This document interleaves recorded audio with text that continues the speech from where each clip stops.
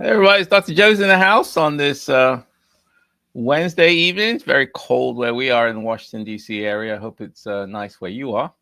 And another good session lined up. It's about rent, setting the right rent for your property. And we all know that renting obviously is your income stream. And it's kind of a tricky situation in terms of what rent you should charge. Should you increase it? Should you decrease it? And and so on. So that's what we're going to focus on today. The reason why I did that is because for a lot of people, it's a very, very difficult subject. Sometimes their rent is too low, sometimes the rent is too high. And what's the art? Is it an art? Is it a science? Is it just cross your fingers and hope for the best, or is there a strategy here? And that's what we're going to cover today.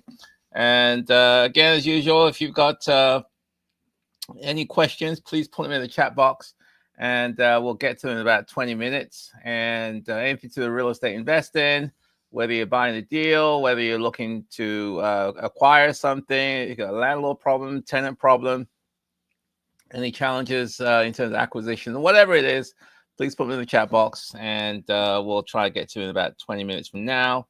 And the other thing is, if you want to book a one-on-one with me where you can do a deep dive into an issue or a challenge that you can sort of leverage on my 30 years worth of experience, then feel free to book a one-on-one with me. And you go to my website, www.joeasimo.com, www.joeasimo.com, and you can book a one-on-one. Okay, great week. And I will be traveling. I'm going to Ghana, and at the end of this month for a couple of weeks. And so I'll talk about that a bit later on if we get some time. Anyway, setting the right rent, market analysis and strategy. I suppose the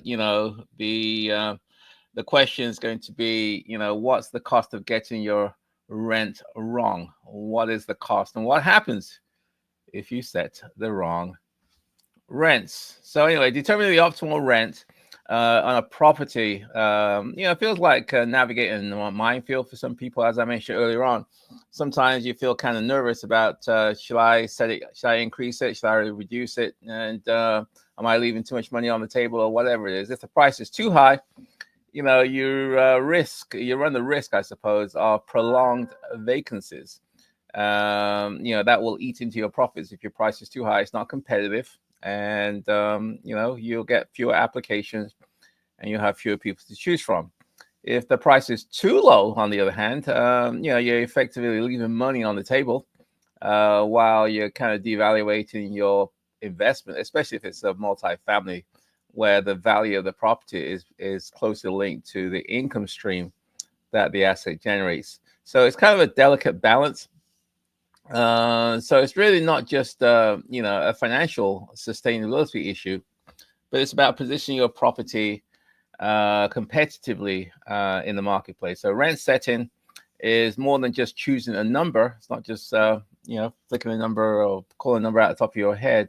It's a strategic decision and influenced by several things, including market conditions, tenant demographics, and the property specific features that your asset has. So for instance, understanding whether your area is experiencing a population influx or a decline, influx or decline can help anticipate demand, and you can adjust accordingly.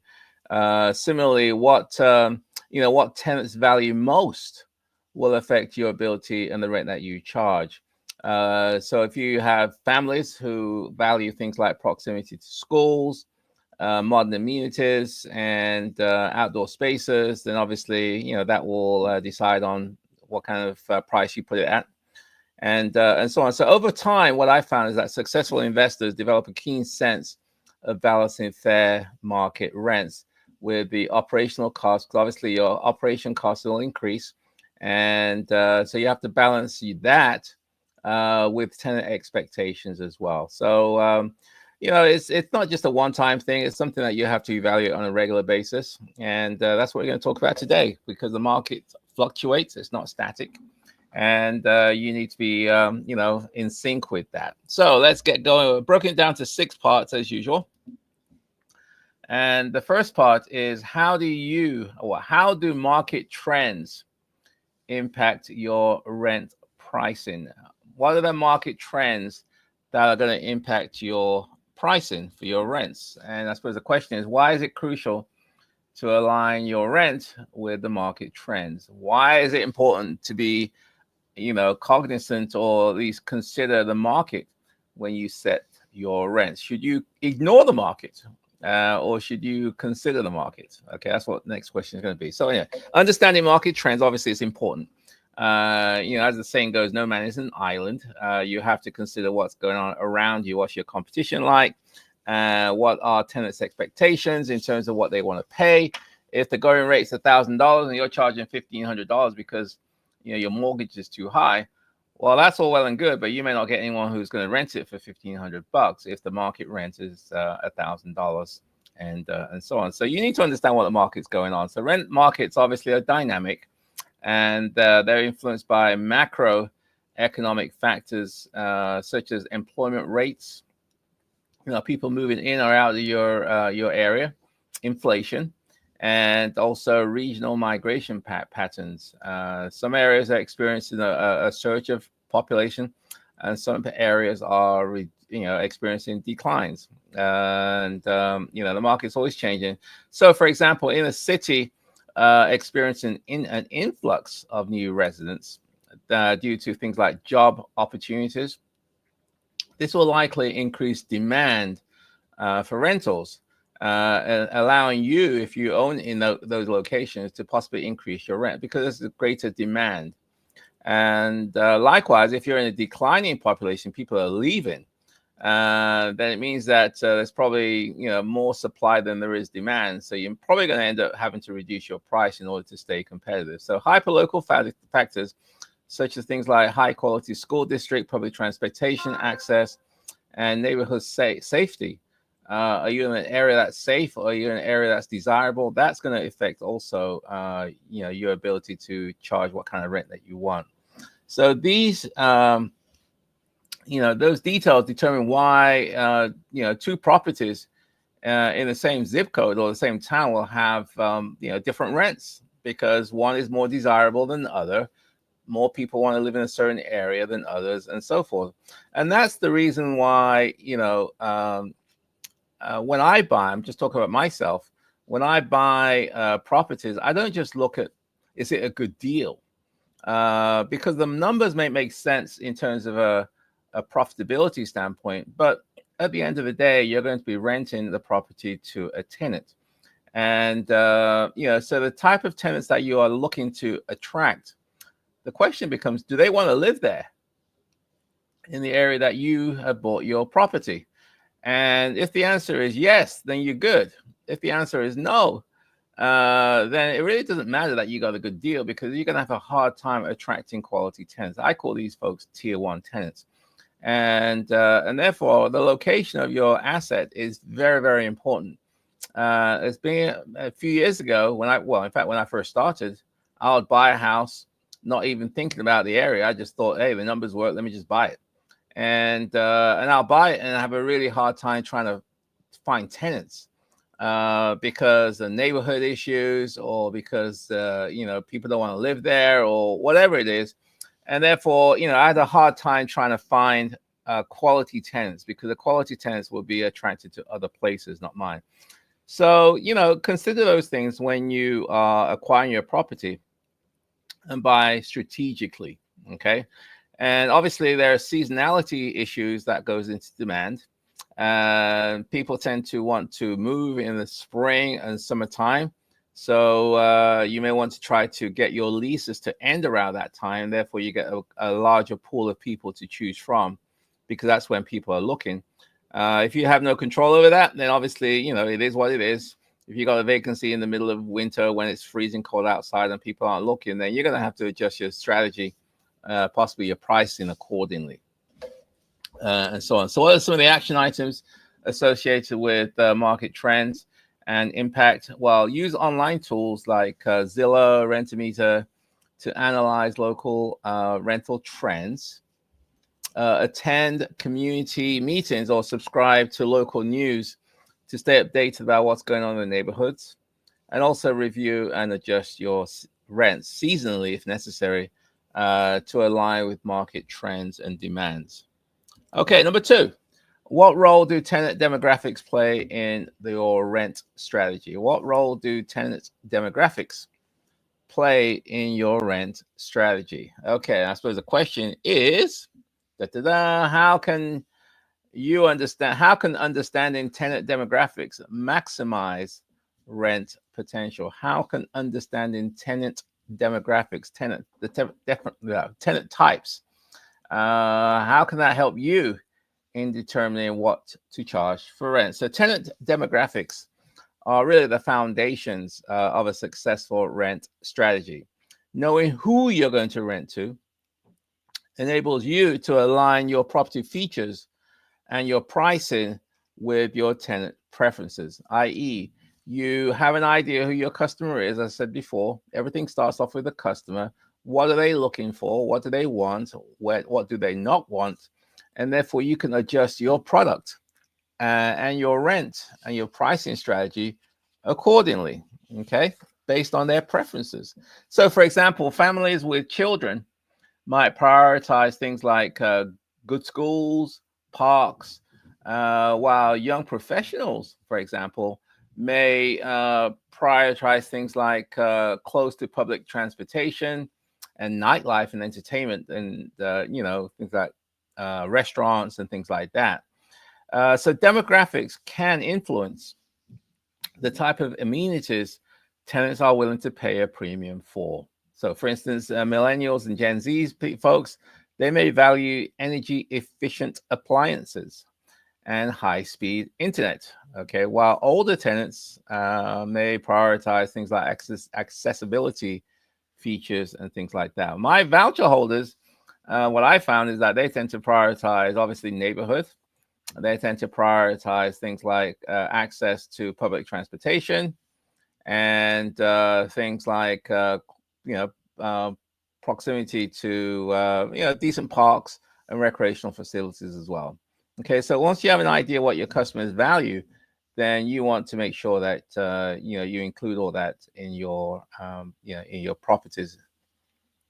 So so by tailoring your property to meet the preferences of your tenants may allow you to increase your rents because you got stuff which they value, and also allows you to attract possibly long-term tenants because they are happy with what you have, proximity to the property, desirable amenities, etc., and they're more likely to stay a longer period of time.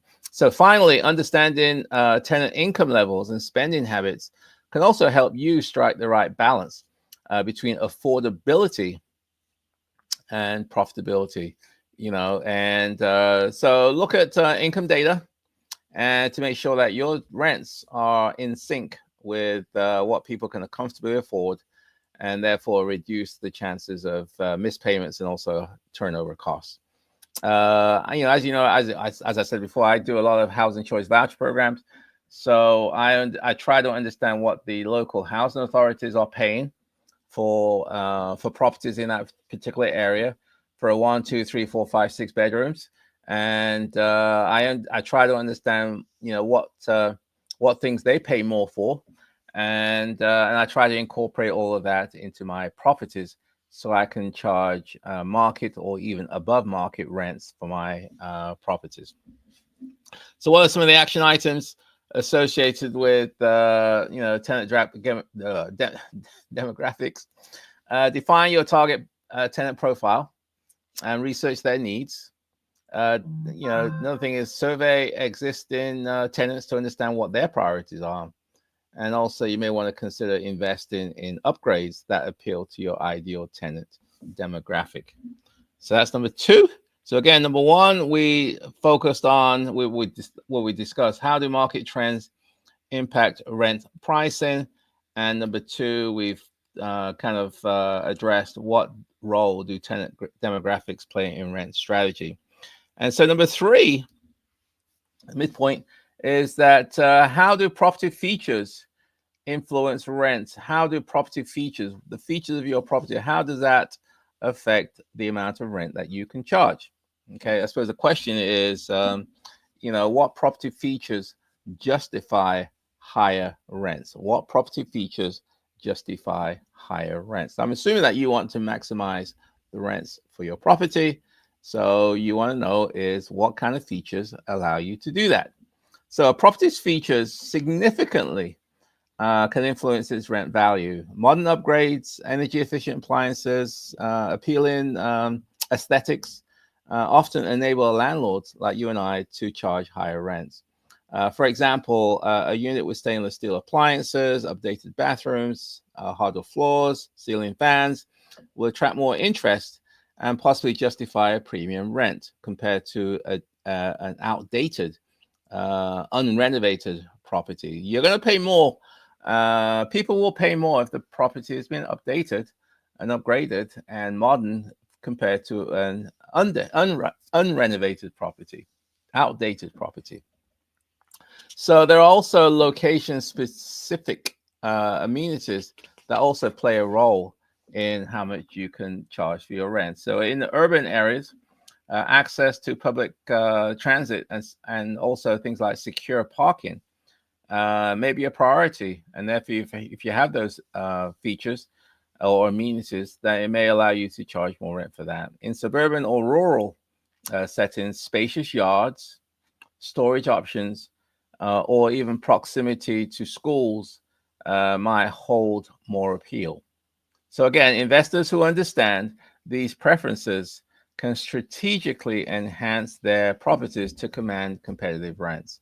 So additionally, maintaining curb appeal can be a game changer. I don't know if you walk by houses or properties that's just unkept. It's very difficult to charge premium rents if they just don't have the curb appeal, and so on. So curb appeal does make a difference. A well-landscaped exterior and clean common areas, for example, can not only attract tenants, but also foster a sense of pride and care. Encouraging people to stay longer and taking better care of their individual properties themselves. So, what are the action items associated with property features and how they influence your rent? Invest in high impact upgrades that offer a strong ROI, return on investment. Highlight unique features of your rental listings. And 3, perform regular property maintenance to preserve the appeal and value of your properties. Okay, so we're kind of midpoint through. And again, if you've got some questions, please put them in the chat box. I'll get to them in about 10 minutes. And anything to do with real estate, anything to do with this subject today, anything to do with that you feel I can be of value to, please put them in the chat box. And you can also book a one-on-one with me if you want to, where we can do a deep dive into any situation, any problems, any challenges that you're experiencing pertaining to real estate investing. Then you can book a one-on-one with me. You go to my website, www.joeasamoah.com, www.joeasamoah.com, and you can set that up. Okay, so let's keep moving. Number 4 is, why is vacancy management? What's the time? 7:21. Why is vacancy management key to setting rents? Vacancy management. So I suppose the question is, how can minimizing vacancies maximize profitability? You know me, I'm all about minimizing turnover and vacancies. They are so expensive. It's probably the most expensive part of this business. If you can't figure a way to minimize vacancies, you are throwing money out of the pocket, out of the door, sorry. And that's the reason why I'm all into minimizing turnover. I'm all into making sure my tenants are happy. And that's the reason why I get 5, 10, 15, 20, 25-year tenants. In fact, my longest tenant is 28 years last week, 28 years she's been with me. And I got another one, which is 21 years this year. So it does happen, but not by accident. And so minimizing vacancy is really, really important. So, they're expensive. Vacancies can be very, very expensive. Each month a property sits empty represents lost income and increased expenses to you, such as utility payments, marketing costs, and holding costs and things like that. So setting rents at a competitive level is one of the most effective ways to reduce vacancy rates. If it's too high, you're going to have too much vacancies. So but minimizing vacancies is more than just reducing your price. Building strong relationships with the tenants, I think, is important. Offering flexible lease terms, maybe 1 year, maybe 2 years, maybe 6 months, or whatever it is. Flexible lease terms, and also timely maintenance. If something goes wrong, you take the time to fix it. Can all contribute to tenant satisfaction and retention. So it's not just about the price. There are other factors as well. If you want high retention, low turnover, numbers. So, for example, addressing repair requests promptly or adding perks like free Wi-Fi can make tenants more likely to renew their leases and stay. And in fact, successful investors also understand the importance of timing. Marketing vacancies well before a lease ends ensures a seamless transition between tenants. So if you know in advance, you can start marketing in advance and may be able to rent your property very shortly after the new tenant or the old tenant moves out. So offering incentives during slower times, slower seasons, I suppose, like a month of free rent and other, incentives can also help you reduce your, turnover vacancy costs, and also to allow you to fill your properties even faster. So what are some of the action items associated with vacancy management? Market your property 60 to 90 days before the lease expires. Start marketing before the tenant moves out. Build tenant loyalty through responsive communications and incentives. Make it worth their while to want to stay with you and renew their leases. And adjust your rent slightly lower during slower seasons in order to reduce vacancies. Okay, so finally, number five, we've got two more to go. How can operational costs shape rent decisions? The operational costs, how can they affect your decisions? So the question is, why is accounting for costs essential in rent setting? Okay, so operational costs, which is the cost of doing business, whether it be mortgage, principal, taxes, insurance, repairs, maintenance, whatever it is, they are unavoidable expenses. It is what it is. You're going to incur these expenses, and as a result of that, you have to factor that into the rent pricing. Without a clear understanding of what your costs are, then you as a landlord risk the setting rents either that fail to cover expenses if it's too low, and that puts you at risk because you're not having enough money coming in order to take care of your expenses going out. So you could run into a cash flow problem if you're not careful.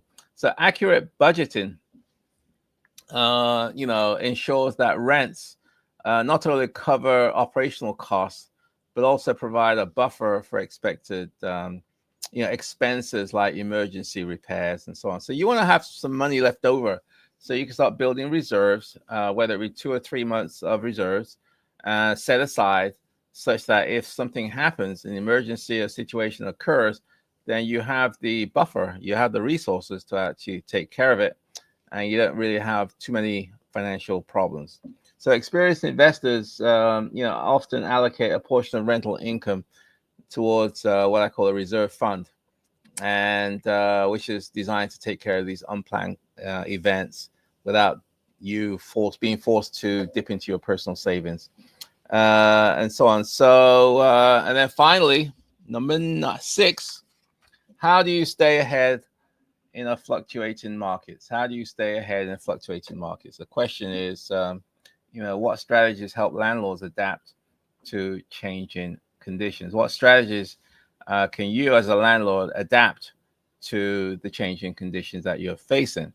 Well, the rental market obviously is always changing, and it's influenced by economic trends, regulatory changes, and tenant preferences. It's always moving around. Staying ahead requires a regular assessment of your rent strategy to ensure competitiveness. You have to make sure that you are charging competitive rents. Tools like annual market reviews and tenant surveys can provide valuable, really, insights into do you need to make any adjustments or not. Flexibility is also key. Offering shorter leases, including clauses for periodic rent reviews, allows you to adapt quickly to changing markets. And during economic downturns, temporarily freezing rents could be a strategy, or offering discounts could be a good strategy in order to maintain occupancy and goodwill. And finally, staying informed about local and national politics or policies impacting landlords and tenants is also allows you to make sure you're in compliance, while also identifying opportunities to to grow your portfolio. So with that said and done, let's just wrap it up for today. In conclusion, setting the right rent is an art and science, in my opinion, an art and science that requires continuous learning and adaptation. It's something that's always in a state of flux. So by understanding market trends, tenant demographics, and property features and operational costs, landlords like you and I can optimize our rental strategies for sustained success. Okay, so vacancies, while inevitable, can be minimized through proactive management and thoughtful pricing. And for those who want to master these strategies, the rewards go beyond profitability. You'll be building a lasting tenant relationships, maintaining a competitive edge, and you can create a portfolio that thrives in both stable and in uncertain times. So that, my friends, is it for the day. So if you got some questions, please put them in the chat box and I will get to them. Enter your questions in the chat box, anything to the real estate. If you want to reach out to me, you can reach me at joe@joeasamoah.com, joe@joeasamoah.com. And if you want to book a one-on-one with me, you can go to my website, www.joeasamoah.com, www.joeasamoah.com, and you can book a one-on-one with me. And for those ones who like to drill further down and get to know and really master tenant screening, finding quality tenants, managing tenant relationships, I do have a course, an on-demand course, and that's designed to help you master and avoid problems as it pertains to landlord and tenant screening and so forth. So with that said, my friend, let's get down to some questions and answers. Okay, let's have a look. Greetings, Datu. Hope you're doing well. I think my internet is kind of a little slow right now. Hope you're doing well, Datu. And in sunny Phoenix, I assume. Vincent Jean Pooch. Hopefully I pronounced it right. Good evening, sir. My daughter is 26. What she should do to invest in property without much money? Where can she afford, and where she should go with to borrow money? Thank you. Okay, let me see. This is let's see if I can answer your question, Vincent. So you got a daughter, about 26 years old, and she wants to invest in real estate, and she doesn't have a whole lot of money. And the question becomes, where can she afford? Well, it depends. I don't know which areas you're interested in, Vincent. If it sounds like you're in France, I don't know if you're French or if you're in France or if you're in the US, but obviously certain areas are more expensive than other areas. So, depending on her budget, she's going to have to, buy in places where, her money goes further. She may not be able to buy in major cities if she's got, a short amount of money. Then the next question becomes, is she looking to live there? Is she looking to just rent it out? She may want to consider a house hack strategy, whereby she will, live in the property. Sometimes if it's a primary residence, you can get better financing. And then she can maybe get some roommates, and where she can get, additional income, which will then she can apply towards her expenses. So house hacking is a strategy that she may want to consider. Depending on where you are, you can get better financing. You can get owner occupant financing because you're going to be living there, and versus if it's an investment property where you're just doing it for investment. So if she's going to be living at the property, Vincent, she may want to consider a house hack strategy. Maybe you can help her with a down payment, and then she can get some roommates, or even she could rent part of the house out, whether it be a basement or whatever, and therefore that should drive down her housing cost. So where can she borrow money? It depends. If it's a primary residence, most of the big box banks will do it. You can go to some of the local banks, credit unions. They also borrow money for homeowners as well. Hopefully that helps, Vincent. DCC, help us understand your buy strategy. For example, we know you buy a home in a zone on a path to gentrification. But what if you find a fixer-upper in a B or A neighborhood that's already gentrified? That's fine. My thing is I start off with understanding who my ideal tenant is. And I'm looking for a tenant that I call tier one. It's going to take care of the property, pay the rent, no drama, and hopefully stay a long time. You start where you can afford.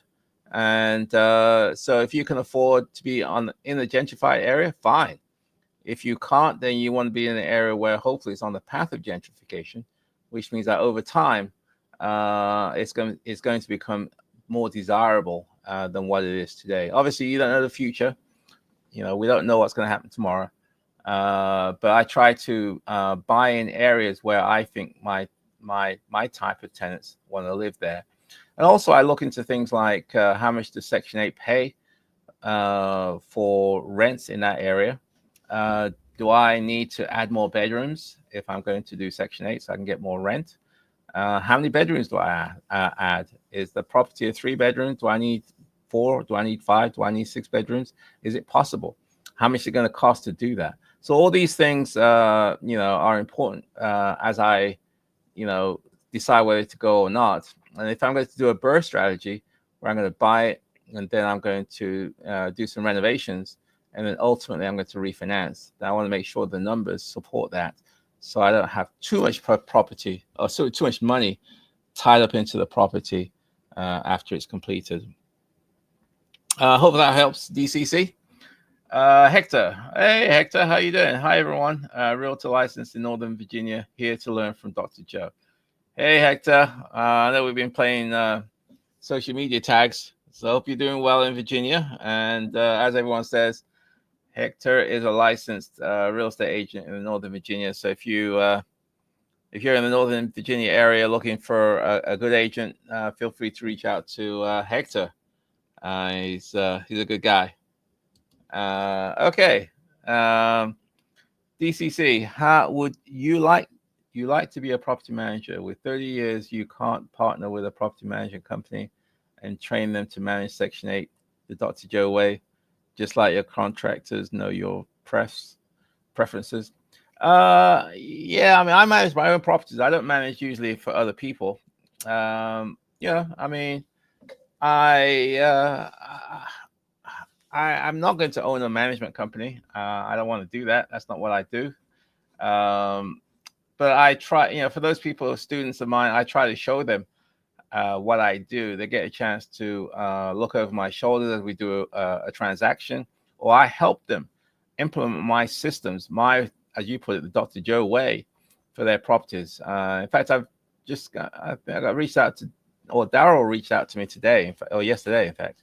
And so I'm going to be helping him. He's got a house here in Washington, D.C. So I do provide consulting services for people who want to learn how I do it for their properties.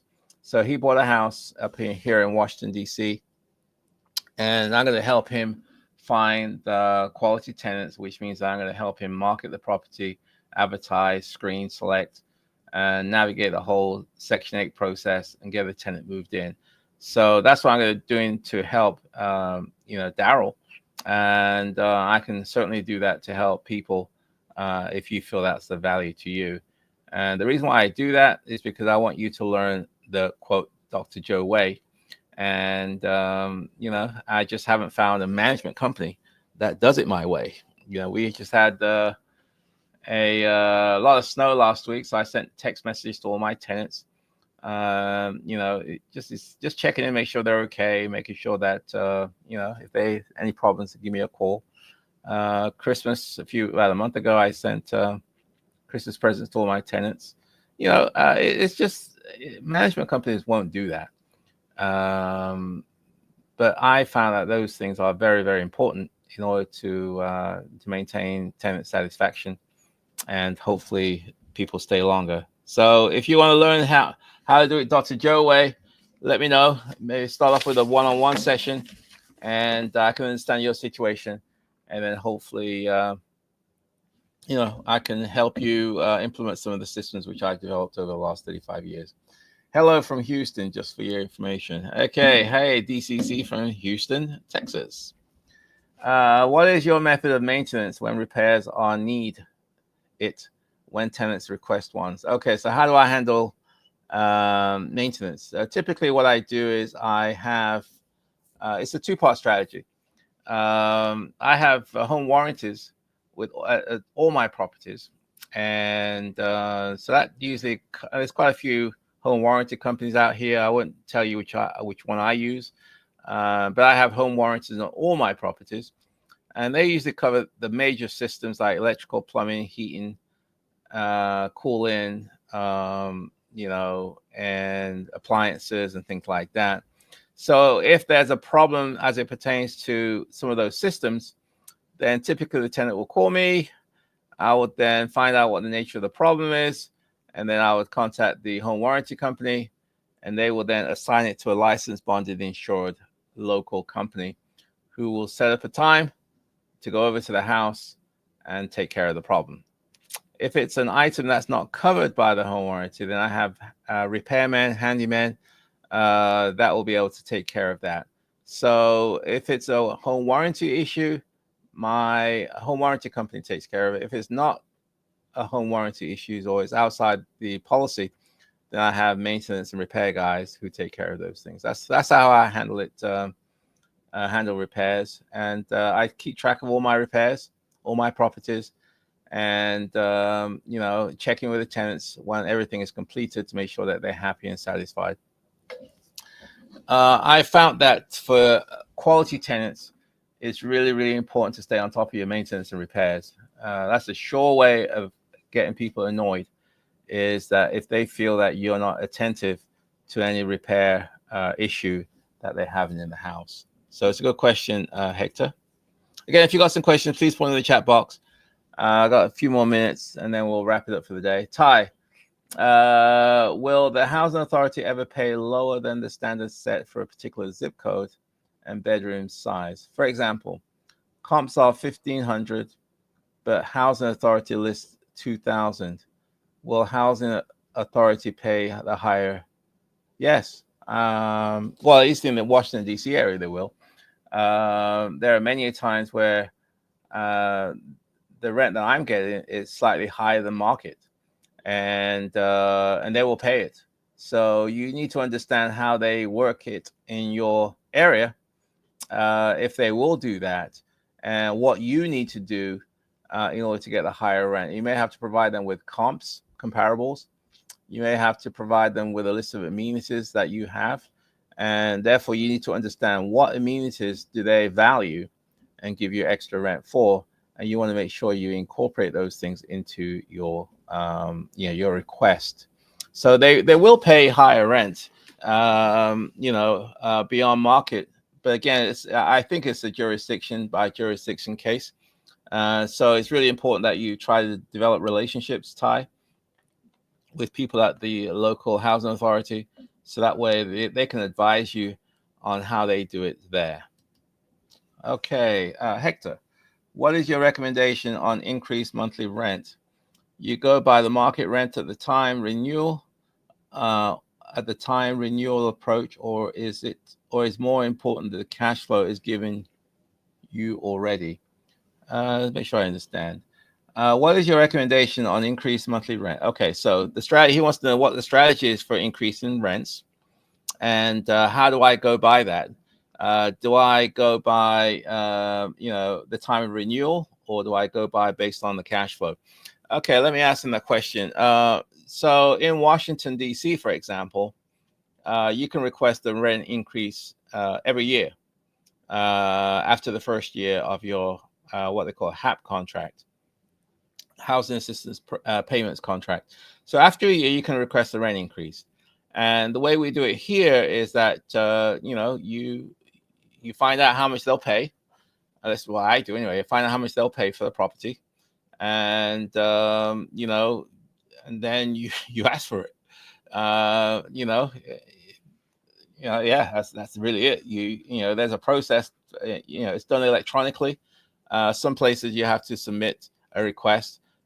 In Washington D.C., they've streamlined the process very, very smoothly, and you indicate the property, the tenant, how much you want to increase the rent by, what the new rent is going to be, and you provide them with supporting documentation about amenities and features of your property, and then you request a rent increase, and hopefully you'll get it. It's pretty straightforward, and you want to try, obviously, the good thing about the housing authorities is that most of the rent increase will be absorbed by the housing authority. Some maybe, it may impact the tenant, but the vast majority is usually absorbed by the housing authority. So it's not really a big deal for a lot of tenants that you increase your rents versus a market renter where they're going to pay all their rent increase.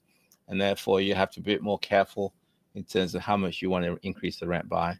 But for housing authorities, I try to increase it by the max. I find out what's the max I can get, and I request that. Okay, I hope that helps. World 407. Hi, Dr. Joe. Okay, same to you, Walt. I'm thinking fix and flip may be a better strategy for me more than renting, especially because what are your thoughts on this? It depends, each to their own, really. I mean, I've done fix and flips. There are definitely some good points associated with fix and flips. But in the end of the day, I prefer buy and holds. I prefer to own the asset, hold the asset, and get the benefits of owning real estate, whether it be cash flow, appreciation, tax benefits, equity buildup, and things like that. So that's why I do it. But fix and flips are a good strategy. You can get some chunks of cash, but I found that it's not as lucrative as what people think it is. I just haven't had that success level with fix and flips. I know what the gurus tell you. You can make some quote unquote fast cash, but I just haven't had that. You make some money, yes, but after you take care of your expenses, you pay your taxes, your capital gain taxes, and so on. It's not, in my opinion, it's not worth it. There are many times I've flipped a house and I seriously regret doing it because over time the asset increases in value. I spent the money and I have nothing to show for it. So, that's why I hold it. I'll have something to show. And especially if you can attract quality tenants who are going to take care of your property and stay a long time, then it really is a good idea to hold on to assets, in my opinion. Now, that's going to be depending on your market that you're in and the local dynamics. But I'm just speaking for me in the Washington, D.C. area, because we're in a quote unquote appreciating market, which means that prices tend to appreciate in time. Typically, it's always expensive when you buy. It's always expensive. But 5-10 years later, you kick yourself into thinking, why didn't I buy more 5-10 years ago when it was quote unquote cheap? Okay, so anyway, so we're about if you got some questions, please put in the chat box. I think today's been a good session. If you got some more questions, put them in. Otherwise, I'm going to wrap it up for the day and get myself a little rest. Had a busy day. I'll tell you, I'm going to Ghana, as I said before, at the end of the month. I go for a couple of weeks. Spend some time with my mother. She's over there. And also I'll see my sister and brother. In fact, we're going to have a little family reunion, gathering my brothers and sisters. We haven't really been together with my mother for a few years. So we're going to do that while I travel to Ghana at the end of this month. Looking forward to that one. Book my tickets. we're good to go. I'll go business class and get a nice flight, get some nice food, go in some comforts. Hey, at some point you need to enjoy the fruits of your labor, as they say. And I think the plans are go to Trinidad later on next month. Maybe going to Cancun, Mexico in March. And I've been invited to go to Guatemala in May. So it's going to be interesting next few months of travel. I love travel. I love it. If you ever get a chance to travel, especially overseas, take it. It's a great opportunity to expand your mind, learn about different cultures, different people, different priorities that people have. And it's just a mind expanding opportunity. So I will be going to Ghana again later on in the year. So maybe if anyone's interested, then maybe you can come to Ghana with me. How about that? And you can see, maybe I'll do that. I'll when I travel, if it makes sense, I'll invite people to come over, and you can have some time, have some fun, and check out. Whenever I go to a country, I always try to immerse myself with the local culture, meet local people, and see how life is. I just enjoy it. It's fascinating. Anyway, which weeks will you travel to Ghana this month? I'll be going the end of this month. I think it's 27th of, I just bought the flight yesterday, 27th of January through February the 11th. So 2 weeks I'll be gone, and late January through mid-February. And as I say, I'll try. Normally, I usually go with United Airlines, but their flights are expensive. When you go business class, it's like $6,000, $6,500 or something. It's crazy. But British Airways was half the price. So, but you have to go through London. So I'll be, going through British Airways through London in their business class trip to Ghana. A group trip to Ghana would be nice, Dr. Joe. I've always wanted to go for a while. Okay, I'll see what I can do. Maybe I'll be going back there in the summer. So who knows? Maybe we'll do a Dr. Joe trip. How about that? To different places, and if anyone's interested, we can figure out their logistics. Anyway, my friends, it's now 7:50. I am done for the day. I'm tired. I want to get some rest, hang out, and so on. So I will see you next Wednesday. Same time. Again, if you got some questions, please feel free to book a one-on-one with me where we can do a deep dive. Until then, I'll speak to you guys. Take care. Bye for now.